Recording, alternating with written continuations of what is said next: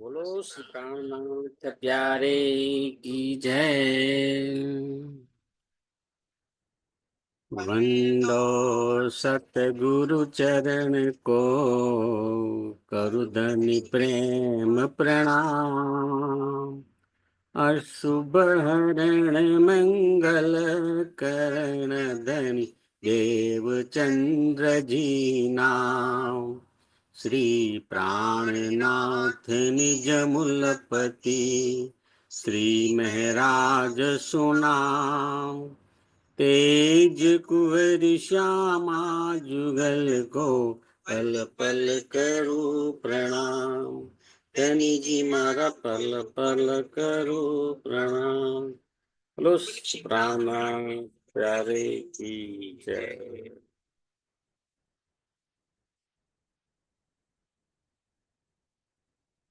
चर्चा प्रारंभ होत है, सुनो साथ चित दई। भजो राज श्यामा श्री प्राणनाथ, सखी जीवनी हमारो ये। श्री महमत कहे साथ जी, भया चर्चा का वखत। अब तुम सुनियो चित दे, लाल आगे आए बैठे न तखत। लाल आगे आए बैठे न तखत। बोलो श्री प्राणनाथ प्यारे की जय। પૂર્ણ બ્રહ્મ સચ્ચિદાનંદ સ્વરૂપ ધામધરી અક્ષરાતીત પરમાત્માની અસીમ કૃપાથી આપણે શ્રી વિતક સાહેબની ચર્ચા કરી રહ્યા છીએ. એમાં અગાઉ જોઈ ગયા એ પ્રમાણે મહામતી સ્વામી શ્રી પ્રાણનાથજીના આદેશથી આ 12 મોમીન એટલે કે 12 સુંદર સાથ દિલનાના બાદશાહ ને ઇમામ મેરી નો સંદેશો આપવા પહોંચી ગયા છે. ખૂબ જ ક્રૂર અને કટ્ટરવાદી બાદશાહ, એના દરબારીઓ, મૌલવી, મુલ્લા, આ બધાની વચ્ચે આ 12 સુંદર સાથ ખૂબ જ નિડરતાપૂર્વક અને શાલીનતાથી પોતાની રજૂઆત કરે છે. આ 12 સુંદર સાથ જે સંદેશો લઈને આવ્યા છે એમાં પહેલું તો બાદશાહનું ભલું થવાનું છે અને બાદશાહના માધ્યમથી સંપૂર્ણ મુગલ સામ્રાજ્ય, એની સાથે સાથે સંપૂર્ણ હિન્દુસ્તાન અને વિશ્વનું કલ્યાણ સમાયેલું છે. પરંતુ કટ્ટરવાદી વિચારધારા હેઠળ આ મુલ્લા કે મૌલવી બાદશાહ સુધી શ્રીજીનો સંદેશો પહોંચાડતા નથી.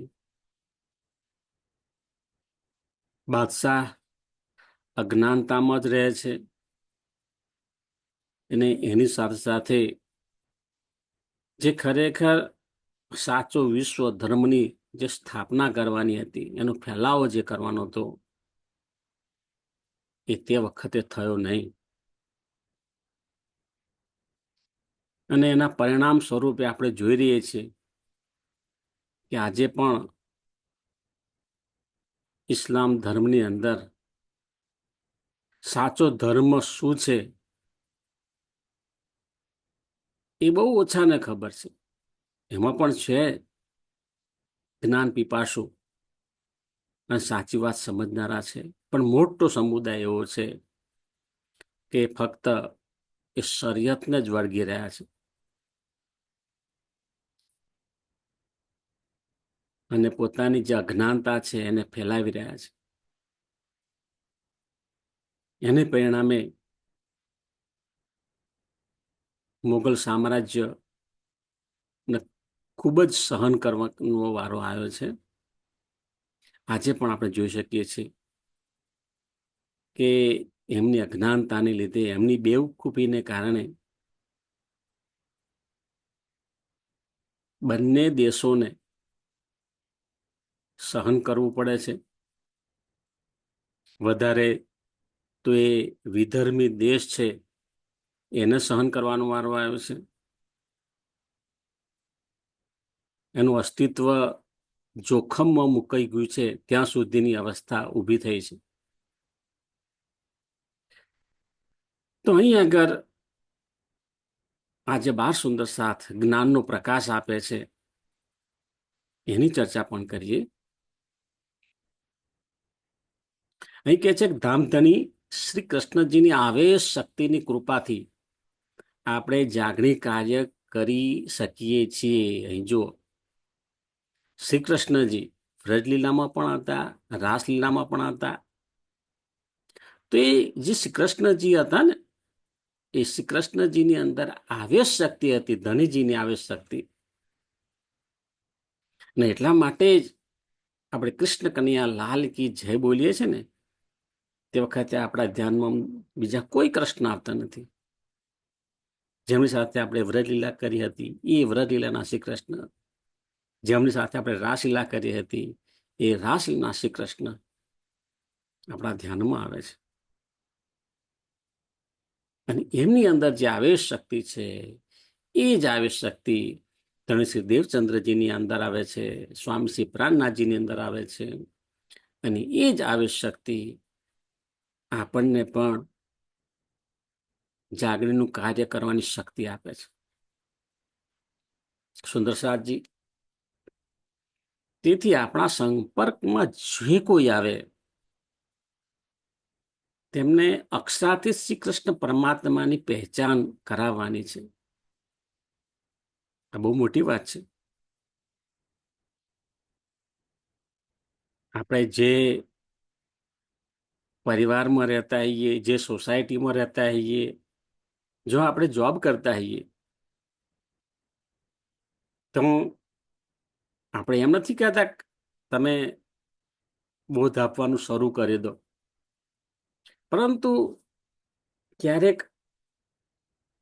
ધર્મની વાતચીત નીકળે અને વાતની અંદર જ્યારે તમને મોકો મળે, અને તે વખતે આપણે આ નિજાનંદ સંપ્રદાયની ખાલી 5 વાક્યો આપણે બોલીએ ને, તો પણ સામેની વ્યક્તિ વિચાર કરતી થઈ જશે કે આ જ્ઞાન શું કહેવા માંગે છે. એની અંદર જિજ્ઞાસા ઉત્પન્ન થશે, ને જિજ્ઞાસા ઉત્પન્ન થશે પછી એ સામેથી તમને સવાલ કરશે કે ભાઈ મારે વધારે જાણવું છે. અને એ રીતે આપણા હાથે ધનીજી આપણા હાથે પણ આ જાગરણનું કાર્ય કરાવવા ઈચ્છે છે, પણ એની શરૂઆત તો કરવી પડશે ને. પૂર્ણબ્રહ્મ પરમાત્મા કોણ? એ પૂર્ણબ્રહ્મ પરમાત્માની આપણે થોડી તો પહેચાન આપી શકીએ ને.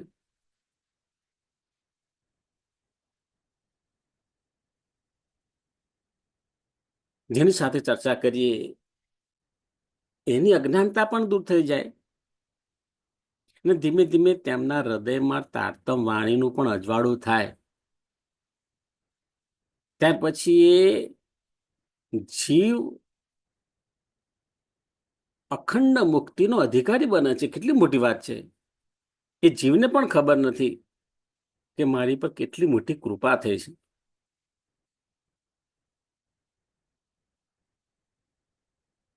અખંડ મુક્તિના અધિકારી બને છે. સુંદરસાદજી, અત્યારે માયાના પ્રવાહની અંદર, સંસારની અંદર તમે જુઓ, બધી જગ્યાએ, પરિવારમાં, સોસાયટીની અંદર, દરેક જણ સંસારના કાર્યની અંદર દોડી રહ્યા છે.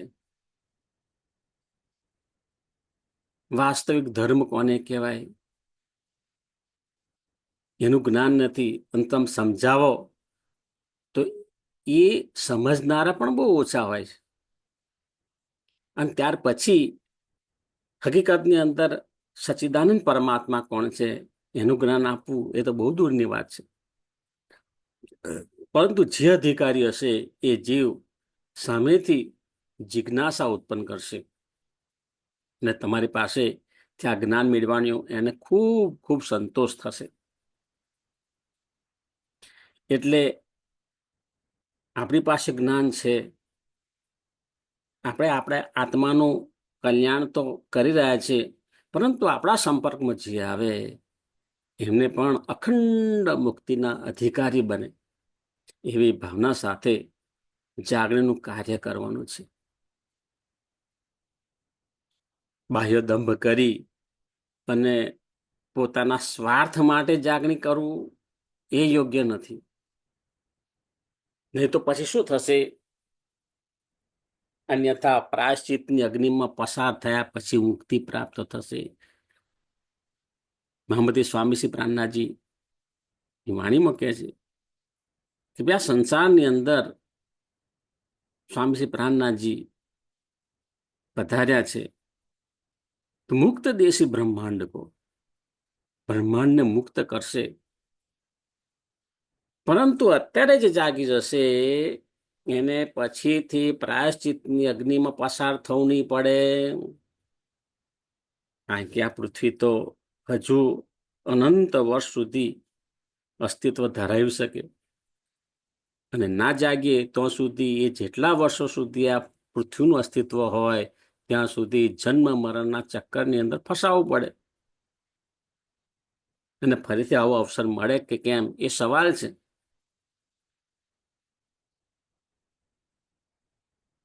અહીં કે છે મહાપ્રલય પહેલા જે જીવમાં જ્ઞાનનો પ્રકાશ થશે તે પ્રથમ કે બીજી મુક્તિ સ્થાન પ્રાપ્ત કરશે. 8 મુક્તિ સ્થાન છે, એમાં સૌથી શ્રેષ્ઠ પહેલી અને બીજી મુક્તિ સ્થાન છે. તો અહીં કે છે એક જીવ, આત્મા તો પરમધામમાં જાય છે, પરંતુ જે જીવ છે એ જીવની અંદર પણ જો આ જ્ઞાનનો પ્રકાશ થાય તો પણ તે પ્રથમ કે બીજી મુક્તિ સ્થાન પ્રાપ્ત કરે. અને જેમાં ચૂકી જશે તો જ્યારે મહાપ્રલય થાય ત્યારે જે કઈ જીવો બાકી રહ્યા બધા જીવોને પ્રાયશ્ચિતની અગ્નિમાં પસાર થઈને 7મી કે 8મી મુક્તિ સ્થાન પ્રાપ્ત થાય. તેથી આપણે આ જાગરણનું કાર્ય કરી રહ્યા છીએ. આપણને જે લાભ મળ્યો છે, આપણને જે સુખ મળ્યું છે એ અન્યને પણ આપીએ.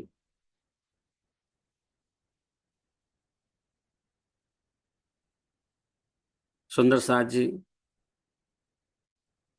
પંચ ભૌતિક શરીરમાં રહેલ જીવ વિકાર ગ્રસિત હોય છે. આ સંસારમાં આપણને મનુષ્ય તન મળ્યું છે અને સંસારમાં રહીએ છીએ તો એ સંસારની અસર એની ઉપર જોવા મળે જ, વિકારો હોય જ. તારતમ જ્ઞાનના પ્રકાશમાં આ વિકાર ગ્રસિત જીવ છે એ જ્યારે પોતાને પૂર્ણ પરમાત્માનું અંગ માને. જો આ કેટલી સુંદર વાત કરી છે કે ભાઈ જીવને જ્ઞાન પ્રાપ્ત થયું. હવે જીવ તો એ પૂર્ણ પરમાત્માનું અંગ નથી ને, વિષ્ણુ ભગવાનનો અંશ છે, પણ તેમ છતાં એ પોતાને પૂર્ણ પરમાત્માનું અંગ માને, એવી શ્રદ્ધા રાખે, એ રીતે સેવા પૂજા કરે તો એની અંદર જે ઈશ્ક ને ઈમાન જે ઉત્પન્ન થાય એને પરિણામે કેટલું અલભ્ય લાભ મળે છે ને. તેથી તે બ્રહ્માંડથી પરે અખંડ મુક્તિ સ્થાનમાં પોતાનું અખંડ સ્થાન પ્રાપ્ત કરે છે. એને પણ અખંડ સ્થાન પ્રાપ્ત થાય. આ સંસારનો જે જીવ છે જેને માયામાં જ રચ્યો પચ્યો જે રહે છે એને એમાં જ આનંદ આવે છે, એના દુઃખ દર્દની અંદર જ એને મજા આવે છે. પરંતુ આ જે તારતમ જ્ઞાન પ્રાપ્ત કરે તો એ જીવની અંદર પણ દ્રષ્ટા ભાવ ઉત્પન્ન થાય છે. કેટલી મોટી કૃપા કહેવાય. સદગુરુ મહારાજની કૃપા. સદગુરુ મેરા શ્યામજી મેં અહની શરણે રહું. સદગુરુ એટલે એ આવેશ સ્વરૂપ છે. પરમધામ મહારાજી મહારાજ જે આવેશ સ્વરૂપ છે ને, એ આવેશ સ્વરૂપની શક્તિ એ જ આપણા સદગુરુ છે. સદગુરુ મેરા શ્યામજી મેં અહની શરણે રહું. અને એ આવેશ સ્વરૂપ અલગ અલગ માધ્યમથી આપણને જગાડે છે. સુંદર સાજી, દિવસમાં આપણે એક વખત 10 મિનિટ ચિંતવન કરીએ ને, તો દિવસના 12 કલાક માટે આપણું શરીર રિચાર્જ થઈ જાય, મન રિચાર્જ થઈ જાય. પરિણામે કોઈ નકારાત્મક ભાવ આપણા અંદર આવતો નથી. કેટલી મોટી વાત છે. સેવા પૂજા કરીએ છીએ, બરાબર છે. એની સાથે સાથે પણ ચિંતવનની પણ ધીમે ધીમે પ્રેક્ટિસ કરવાની છે. અને શરૂઆતની અંદર થોડું કઠિન લાગે. એ શું કે છે, રોજ ચિંતવન કરવું જોઈએ. શરૂઆતમાં થોડુંક કઠિન લાગે, પરંતુ નિયમિત ચિંતવન કરવાથી આપણા જીવને ચિંતવન કરવાની ઈચ્છા થશે. ક્યારેક ઊંઘ ઉડી જાય, બને એવું. ઊંઘ ઉડી જાય એટલે આ સંસારની અંદર 3 વસ્તુમાં આપણે સંકળાયેલા છે: વ્યક્તિ, વસ્તુ અને વિચાર. તો અન્ય વ્યક્તિના વિચાર આવશે, સંસારની વસ્તુ એટલે સંપત્તિના વિચાર આવે. આ બંનેના વિચાર આવે,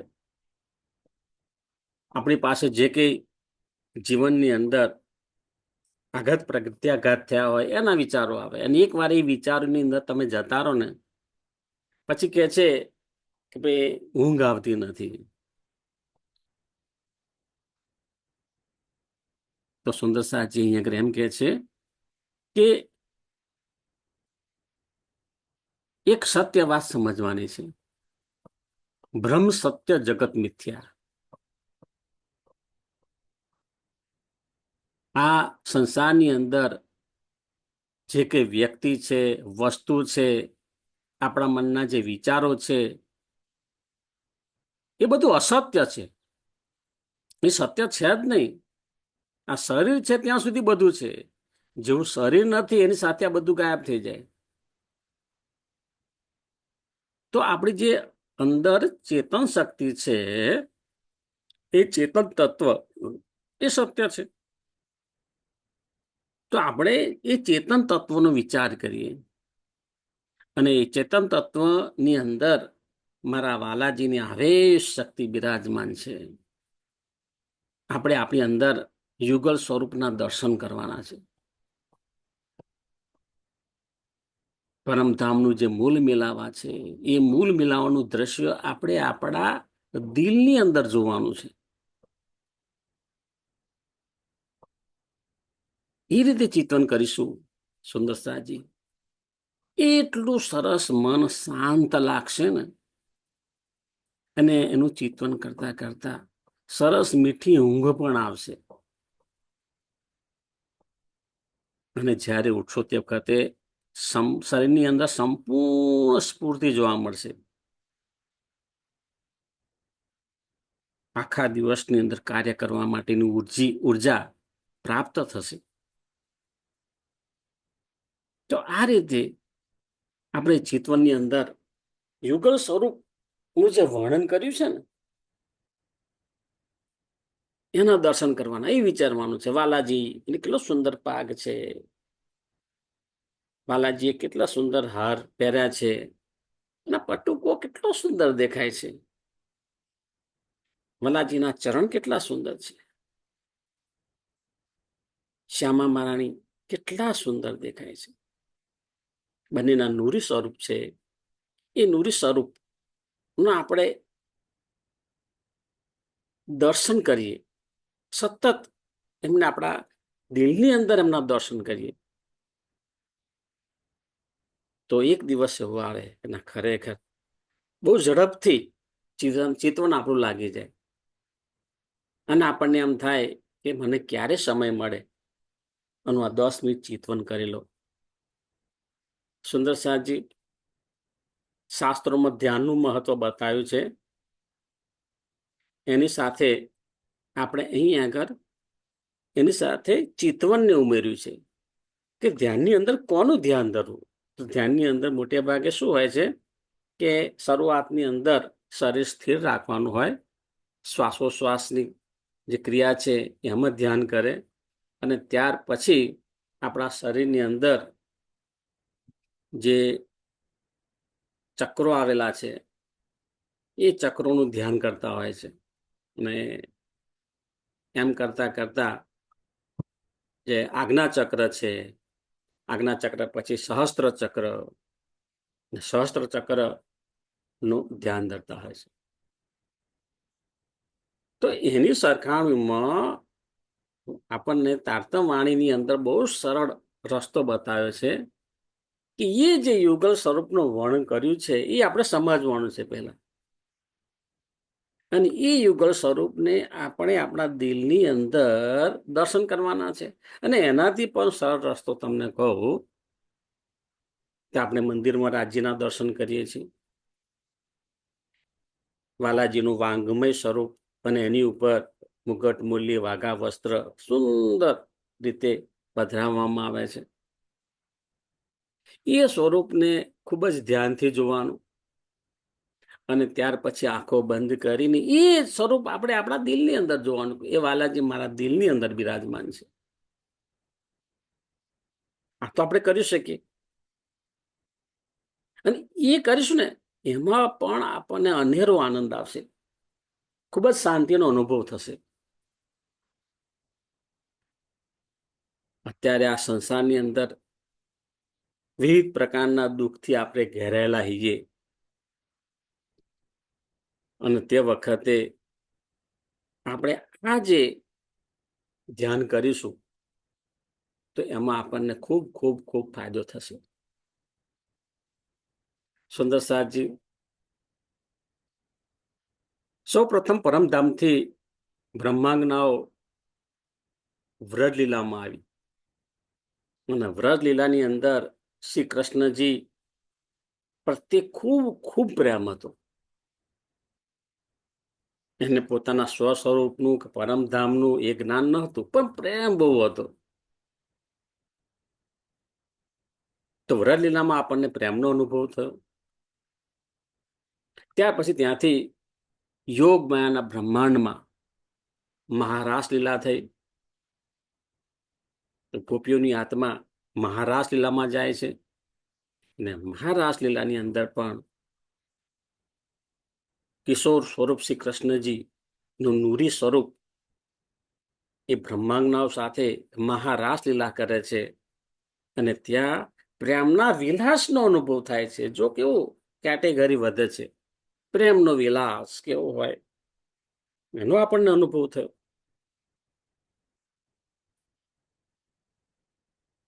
અને પરમધામની અંદર ત્યાર પછી બ્રહ્માંગનાઓ જાય છે અને પરમધામનો તો આપણને અનુભવ છે.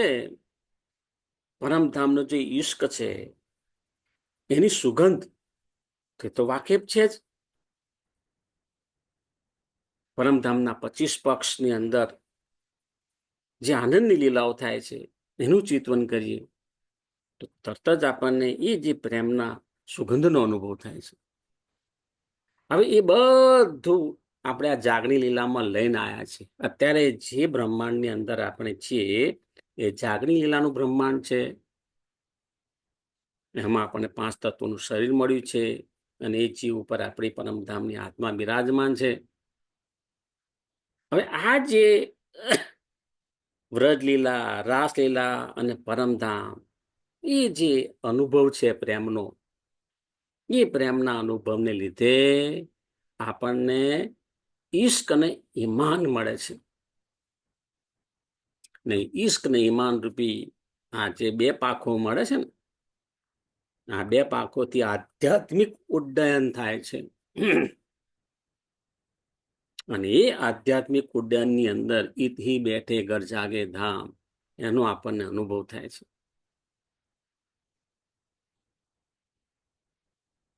સુંદર સાથજી, ક્યારેક આપણે વિષ્ણુ ભગવાન માટે દજ્જાલ શબ્દ જાણે અજાણે વાપરીએ છીએ, પરંતુ ખરેખર ઊંડાણમાં જ જોઈએ તો વિષ્ણુ ભગવાન માટે દજ્જાલ શબ્દ નથી. એ એક સમજવાનું છે. ખરેખર જો અજ્ઞાનતા છે, એ અજ્ઞાનતાને દજ્જાલ કહેવામાં આવે છે. વિષ્ણુ ભગવાન શું કહે છે કે મારામાં અજ્ઞાનતા હતી, અને એ મારામાં અજ્ઞાનતાને લીધે એ પરમાત્માએ જે આદમનું સ્વરૂપ બનાવ્યું એ સ્વરૂપની ઓળખાણ ના કરી શક્યો, અને પરિણામે એ સ્વરૂપના સેજદા ન કર્યા, એને પ્રણામ ન કર્યા. અને એ જે અજ્ઞાનતાનું સ્વરૂપ છે એ જીવોની અંદર પણ વ્યાપ્ત છે. કારણ કે જે વિષ્ણુ ભગવાન છે એમના અંશ છે જીવો. તો વિષ્ણુ ભગવાનની અંદર પૂર્ણબ્રહ્મ પરમાત્માને ઓળખી ન શક્યા. કારણ શું? અજ્ઞાનતા. એ અજ્ઞાનતા જીવોની અંદર પણ વ્યાપ્ત છે. એટલે એ અજ્ઞાનતા લીધે પરમાત્માના સાચા સ્વરૂપને ઓળખી શકતા નથી. એટલે હકીકતની અંદર એમ કહેવાય કે આ જે અજ્ઞાનતા છે એ અજ્ઞાનતાને દજ્જાલ કહેવામાં આવે છે.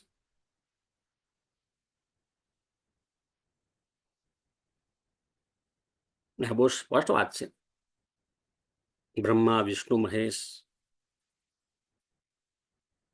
આ બધાને આપણે સંપૂર્ણ આદર આપીએ છીએ. હા, ઉપાસના કરીએ છીએ પૂર્ણબ્રહ્મ પરમાત્માની, પણ આ ત્રિદેવ છે.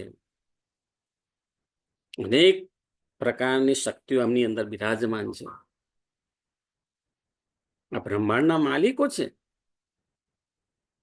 અને પાછી એમનો અંશ આપણી અંદર છે. તો સંપૂર્ણ આપણે આદર આપીએ છીએ. ત્રિદેવા સૃષ્ટિના માલિક છે, આપણા કરતા શ્રેષ્ઠ ચેતના છે. કેટલી મોટી વાત છે. કોઈ પણ શક્તિ હોય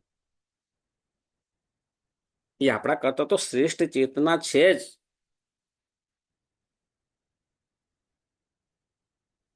એમના માટે મનસ્વી શબ્દો વાપરવા બિલકુલ યોગ્ય નથી.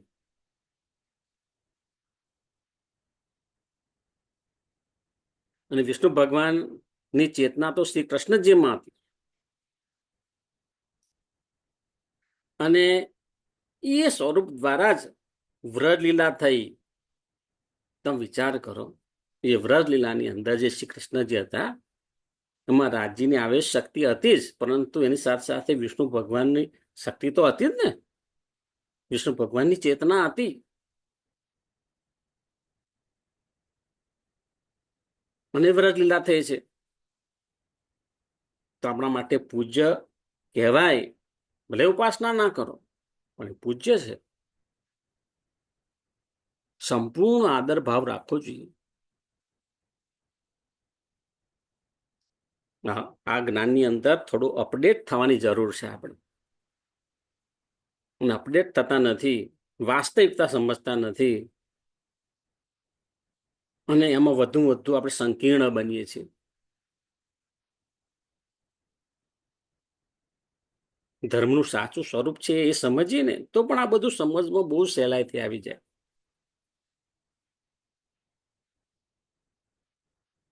સુંદર સાથજી, જાગણીનું કાર્ય તો ધણીજીના હુકમથી થાય છે. આપણે કોણ જાગણીનું કાર્ય કરી શકીએ? જાગણીનું કાર્ય ધણીજીના હુકમથી થાય છે. ગમે તેટલી મોટી માત્રામાં કાર્યક્રમો થતા હોય, પણ ધણીજીના હુકમ વગર કઈ થતું નથી. અને એ શોભા પરમધામની બ્રહ્માત્માઓને આપે છે. આ બ્રહ્માત્માઓ જે શરીર ધારણ કર્યું છે ને, એને શોભા મળે છે.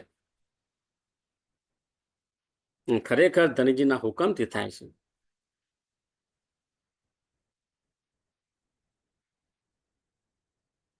વિધર્મી રાક્ષસોનો જે સંહાર થઈ રહ્યો છે ને, એ પણ એક પ્રકારનો હુકમ જ છે.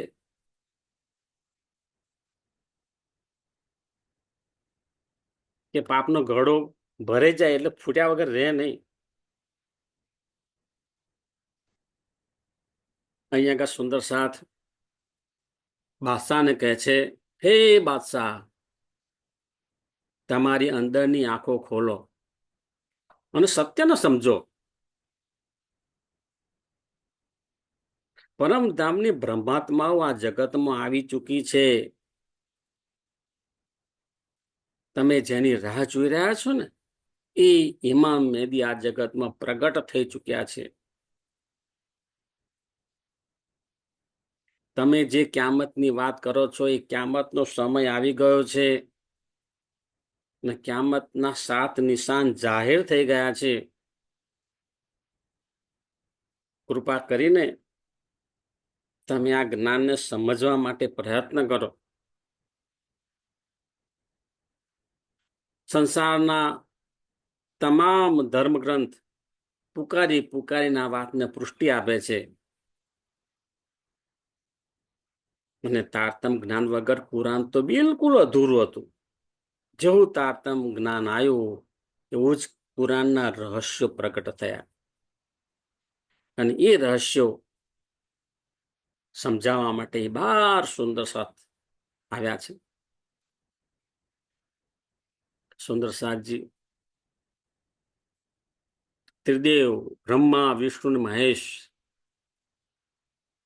તેમજ બધા દેવી દેવતાઓ એ કોઈને કોઈ વિશિષ્ટ શક્તિ ધરાવે છે. તો અત્રે ઉલ્લેખનીય છે કે આ દેવ દેવતાઓ બ્રહ્મા, વિષ્ણુ, મહેશ એમનું નામ પણ ખૂબ જ આદરપૂર્વક લેવાનું છે. અને જ્યારે આપણે પોતાને બ્રહ્માંજ્ઞાઓનો દાવો કરીએ ને, તે વખતે તો ખરેખર કે આપણે આપણા પરિવારને આદર સત્કાર આપતા હોઈએ છીએ. તો આ સંસાર જે છે, બ્રહ્માંડ એનો પરિવાર છે, આ એની શક્તિઓ છે, એમને કેમ આદર નહીં આપવાનો?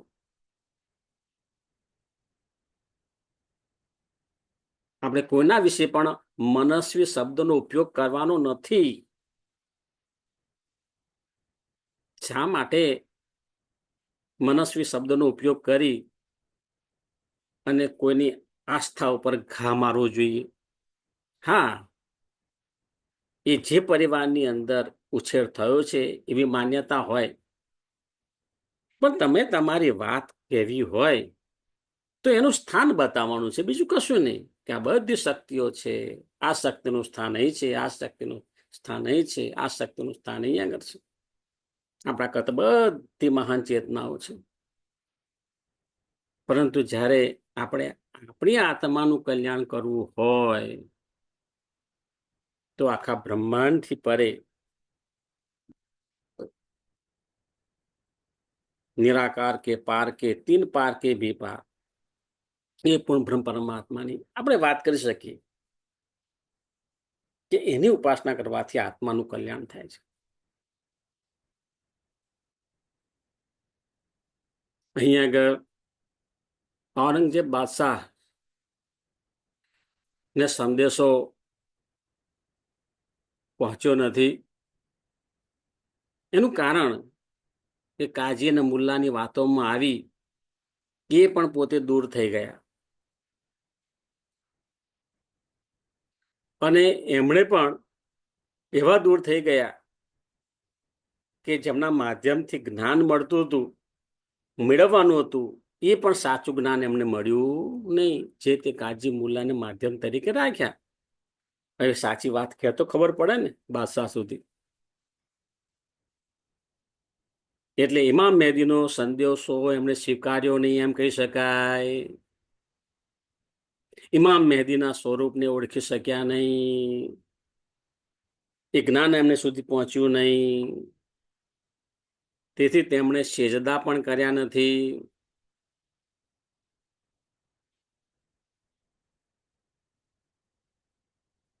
સુંદર સાહેબજી, આપણા જીવનની અંદર પણ જ્યારે આપણને તારતમવાણી સમજાવનાર સદગુરુ મળે ને,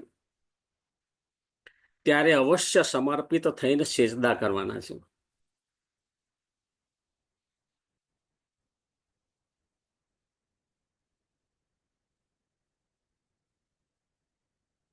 તમારા ઘરને આંગણે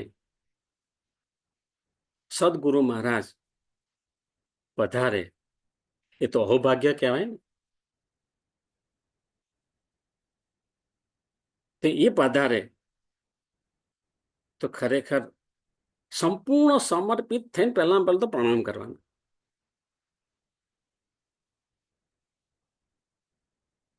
અત્યારે પણ આપણા પ્રણામી આલમની અંદર,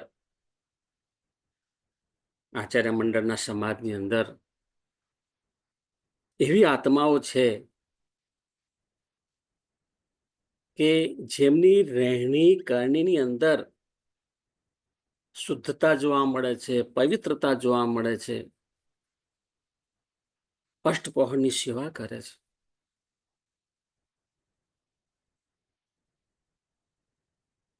સતત જાગીરના કાર્યની અંદર એ સંલગ્ન છે. હવે આવી આત્માઓ તો અલભ્ય કહેવાય. એક તો તમારે આગળ આવે નહીં, અને જો તમારે આગળ આવી તો ફાયદો કોનો થયો? આપણને ફાયદો થયો કે આપણું આગવું પાવન થયું, આપણી ભૂમિ પવિત્ર થઈ. એવી આત્માઓ ખૂબ જ આદર સત્કાર સાથે બેસાડવાના હોય, સંપૂર્ણ સમર્પિત થઈને પ્રણામ કરવાના હોય, અને એમના દ્વારા જે કંઈ લાભ મળે ને એ ભરપૂર લાભ લેવાનો છે. કારણ કે સમય બહુ વ્યતીત થઈ રહ્યો છે અને ગયેલો સમય પાછો આવતો નથી. અને એટલા માટે જ આપણે કોઈ ને કોઈ એવા કાર્યક્રમો રાખીએ કે જેનાથી આ જે પવિત્ર આત્માઓ આપણે ત્યાં બિરાજમાન થાય અને એમના મુખથી જ્ઞાન ચર્ચા સાંભળવા મળે, એમની અમી નજર આપણી પર પડે તો આપણે ધન્ય થઈ જઈએ. અને એ જે આપણો અમૂલ્ય આપણને અવસર મળ્યો હોય, આપણને જે સગવડ મળી છે, અને એ જે સગવડ મળે, અવસર મળે, એનો પૂરેપૂરો ઉપયોગ કરવાનો. મનોરંજન માટે આપણે ચક્કર મારીને જતા રહીએ એ યોગ્ય નથી. અંદર આપણને ખરેખર ભાવ ઉત્પન્ન થવો જોઈએ કે ના, મને આ અલભ્ય લાભ મળી રહ્યો છે, એનો લાભ મારે પણ લેવો છે અને મારા સંપર્કમાં જે આવે એને પણ આપવો છે.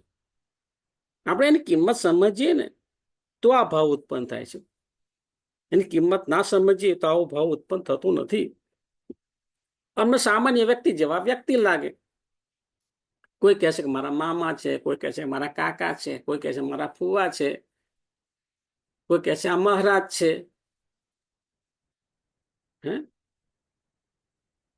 પણ એમની હૃદયની અંદર જે રાજ્ય મહારાજ બિરાજમાન થઈ અને ચાકણી કાર્ય કરે છે, તો એ રાજ્ય મહારાજ ના સ્વરૂપને આપણે જોવાનું છે. એ સ્વરૂપને આપણે પ્રણામ કરીએ છીએ.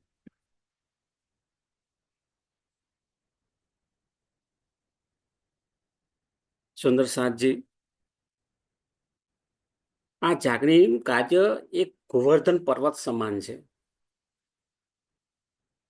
જેવી રીતે ગોવર્ધન પર્વતને શ્રી કૃષ્ણજીએ એક ટચલી આંગળીથી ઉંચકી લીધો હતો અને પોતાના સ્વરૂપનું ખ્યાલ ના આવે ને એટલા માટે બધા ગોવાળિયાને કહ્યું કે દરેક જણ પોતાની લાકડી ઊંચી કરો અને ટેકો આપો. દરેક ગોવાળીએ પોતાની લાકડીનો ટેકો ગોવર્ધન પર્વતને આપ્યો. એટલે દરેકને એમ લાગ્યું કે આ ગોવર્ધન પર્વત અને જે અધ્ધર ઉચકી રાખ્યો છે એમાં મારી લાકડીનો ટેકો પણ ભાગ ભજવે છે. શ્રી કૃષ્ણજીએ બધાને શોભા આપી, પરંતુ ખરેખર એમની આંગળી પર ટકી રહ્યો છે. એવું આ જાગણીનું કાર્યનું છે. જાગણી કાર્ય રૂપી જે ગોવર્ધન પર્વત છે એમાં રાજ્ય મહારાજની આવેશ શક્તિથી જ થઈ રહ્યું છે. પરંતુ આપણે પોતે પણ જ્યારે આ જાગણી કાર્ય કરીએ તે વખતે આપણે કંઈક ટેકો આપતા હે ને એવો અનુભવ કરીએ છીએ. અને શોભાયાત્રા પણ નીકળે છે અને એની શોભા આપણે પ્રાપ્ત કરીએ છીએ. અને આ ગોવર્ધન પર્વત, આ જ્ઞાન રૂપી ગોવર્ધન પર્વત કે કાર્યક્રમ હોય એની અંદર આપણે સાંભળવા બેસીએ ત્યારે કેટલાક ને એવો પણ વિચાર આવીએ જાણે એહસાન કરતા હોય ને કે ભાઈ અમને તમારે જવું પડે, ના જવું તમને ખોટું લાગે. તો એ કાર્યક્રમની અંદર એહસાનના ભાગરૂપે આવતા હોય એવો ભાવ વ્યક્ત કરે. ગયા એહસાનના ભાવ રૂપે તમે બેઠા, જ્ઞાન સાથે બહુ મતલબ નથી, ખાધું પીધું ને ઘેર આયા અને ગાઢ નિંદ્રામાં પાછા સુઈ ગયા. આ રીતે જાગણી થાય. ખરેખર આપણી જે ચેતન શક્તિ છે એને ટટોલવાની જરૂર છે.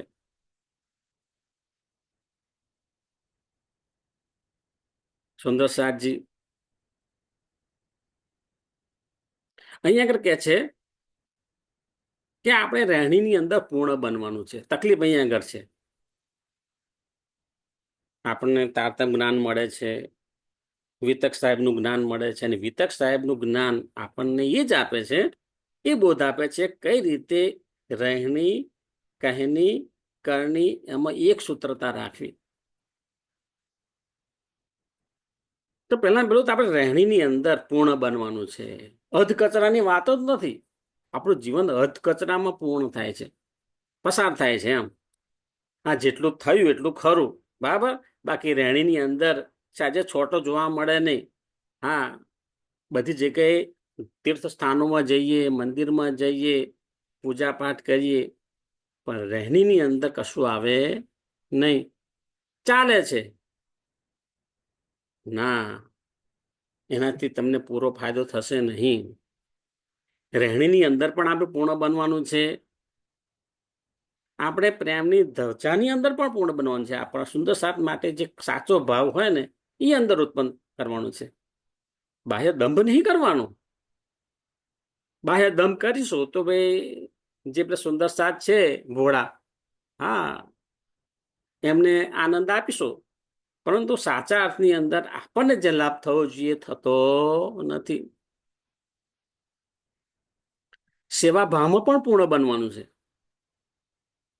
ધાર્મિક કાર્યક્રમોની અંદર પણ સુંદર સાથ સેવા આપતા હોય છે. તેમાં દેખાદેખી સેવા આપવાની નથી. ના, સંપૂર્ણ સાચા ભાવથી સેવા આપવાની છે. કે મારું ભાગ્ય કહેવાય કે મારા ભાગની અંદર જે સેવા મળે એ સેવા મારે કરવાની છે. સત્સંગનું કાર્ય કરવું એ પણ એક મોટી સેવા છે. એમાં પણ આપણે પૂર્ણ બનવાનું છે. અને સાચા અર્થમાં ધર્મનો બોધ આપવાનો છે. ધર્મનું સાચું સ્વરૂપ શું છે એ એમની આગળ રજૂ કરવાનું છે. પૂર્ણ બ્રહ્મ પરમાત્મા ની ઓળખ કઈ રીતે થાય એ એમની આગળ રજૂ કરવાનું છે. જે કઈ આપણે જ્ઞાન છે એને ખૂબ ખૂબ સરળ શબ્દોમાં, જેને કહેવાય માખણ, માખણ ખેત કેવું સહેલાઈથી આપણા શરીરની અંદર ગળે ઉતરી જાય છે, એવા વ્યવહારિક ઉદાહરણ આપી અને ખૂબ જ મીઠાશથી સત્સંગ કાર્ય કરી અને ધર્મનો બોધ આપવાનો છે. આપણું સાચું કાર્ય એ છે. આ કાર્ય કરવાની અંદર અનેક અવરોધો પણ આવશે, અનેક પ્રકારના લોકો પણ આવશે, વિવિધતા તો રહેવાની જ. પણ એમાં આપણે આપણું કાર્ય કરીશું તે જે તે યોગ્ય પાત્ર હશે એ તો એને ગ્રહણ કરશે, અને જે ગ્રહણ કરશે એનું આત્માનું કલ્યાણ થવાનું છે. અને એમ કરતા કરતા જ જાગણીનું કાર્ય ખૂબ જ ઝડપી બનશે. આવું કરવું પડશે, દરેકની જવાબદારી છે. આપણે એમ વિચારીશું કે સંપ્રદાયની અંદર મુખ્ય મુખ્ય વ્યક્તિઓ છે કે ધર્માચાર્યો છે એ જ જાગરણનો પ્રચાર કરે, એટલું પૂરતું નથી. આપણને જે જ્ઞાન પ્રાપ્ત થયું છે, આપણને જે અનુભવ થયો છે, એ પણ આપણા સંપર્કમાં આવે એના સુધી આપણે પહોંચાડવું. તો પેલો કોલ છે ને, એમાં પરમધામમાં કહી શકીશું કે ભાઈ કોલ કર્યો હતો કે હું જાગું તો તને જગાડીશ, ને તું જાગું તો મને જગાડીશ. તો એ કોલ પણ આપણે યાદ રાખવાનો છે. આપણે આ સંસારની અંદર આવ્યા છે તો સારું કરવાનું છે. રાજ્ય મહારાજની કૃપાથી આપણા હાથે જેટલું સારું થાય એટલું કાર્ય કરવાનું છે. બોલો શ્રી પ્રાણનાથ પ્યારે કી જય, સદગુરુ મહારાજ કી જય, કૃષ્ણ કનૈયા લાલ કી જય. પ્રણામ સુંદર સાજી. સુંદર સાજીના ચરણોમાં મારા કોટાન કોટી પ્રણામે.